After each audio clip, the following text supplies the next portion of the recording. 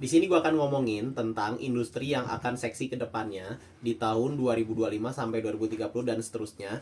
Ini akan menjadi industri yang sangat menjamin karir kita ke depannya, teman-teman. Jadi, gue di sini akan membahas tentang artificial intelligence dan renewable energy. Sebenarnya ada tiga bidang lain lagi, cuman gue akan bahas di lain video. Buat sekarang gue pengen bahas di artificial intelligence dulu.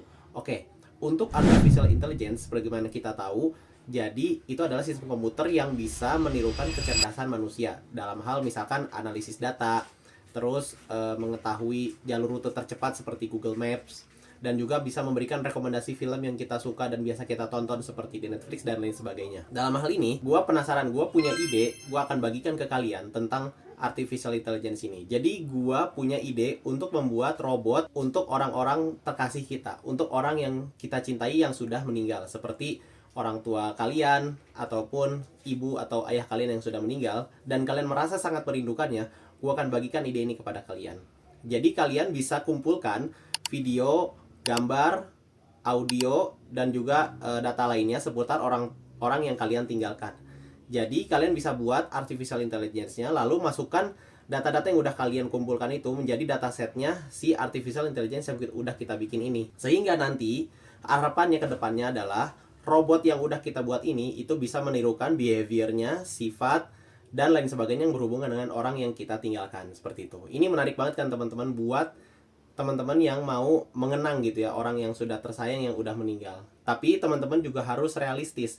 Jangan sampai menjadikan ini sebuah ilusi yang teman-teman larut di dalamnya. Ini hanya robot artificial intelligence saja, teman-teman hanya sekedar mengenang aja. Cuman yang dulunya waktu kita kecil atau selama ini kita ngelihatnya hanya lewat foto dan video, ini sudah diaplikasikan ke dalam sebuah robot artificial intelligence, which is ini lebih canggih lagi ya. Bahkan robot ini juga bisa teman-teman gunakan untuk asisten bekerja di rumah teman-teman sekalian. Misalkan bisa bantu cuci piring, bisa bantu pekerjaan rumah yang lainnya. Kemudian untuk di bidang selanjutnya, industri selanjutnya adalah renewable energy. Seperti yang kita tahu bahwa pembangkit listrik yang sudah kita gunakan selama ini itu menggunakan batu bara ataupun menggunakan panel surya. Nah, ini akan menjadi industri yang paling seksi di tahun berikutnya hingga 2030 dan seterusnya. Teman-teman bisa memanfaatkan apapun yang ada di bumi ini untuk menjadi pembangkit listrik. Seperti yang sekarang sudah berjalan di desa-desa itu menggunakan berbasis air sebagai pembangkit listrik. Terus juga ada yang menggunakan berbasis angin, itu seperti di Belanda menggunakan kipas raksasa yang digunakan untuk membangkit listrik melalui medan angin. Kalau kita bayangkan selama ini kita hidup, apa sih yang biasa dilakukan oleh manusia dan itu berulang-ulang. Dan ini kayaknya tuh ada potensi untuk bisa dihasilkan sesuatu. Yaitu apa? Ya betul, itu adalah kotoran manusia. Kotoran manusia ini bisa digunakan, yang biasanya ditaruh di tempat septic tank seperti itu bisa digunakan untuk pembangkit listrik juga. Aku nggak tahu ini teknologinya seperti apa, cuman ini hanya ide aku aja, pemikiran aku aja. Kayaknya ini bisa deh digunakan untuk menjadi pembangkit listrik.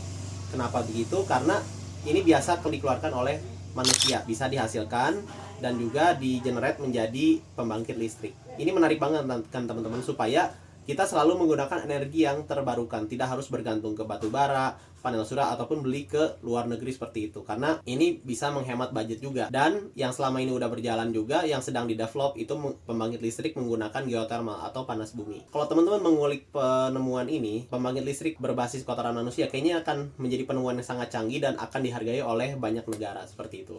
Dan Indonesia harapannya akan meraih Indonesia Emas tahun 2045 dan bonus demografi, karena di usia sekarang ini kita Gen Z dan lebih mudanya lagi memiliki bonus demografi yang sangat baik dan menjamin Indonesia Emas di tahun 2045 seperti itu.